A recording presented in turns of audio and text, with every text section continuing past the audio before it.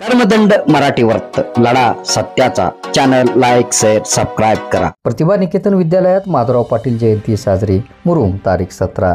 ग्रामीण भागातील जनसामान्य नागरिकांच्या पाल्यांना आपल्या भागात शिक्षणाची सोय व्हावी ही दूरदृष्टी ठेवून ज्यांनी मुरुम शहर सारख्या ग्रामीण भागात शिक्षणाची ज्ञानगंगा उभी करून अनेक नवतरुणांना देशाच्या उज्ज्वल भविष्य घडवण्यासाठी ज्यांनी प्रेरणा दिली, शिक्षण महर्षी चैतन्यमूर्ती कैलासवासी माधवराव पाटील काका यांची 98वी जयंती शहरातील प्रतिभा निकेतन विद्यालयात साजरी करण्यात आली।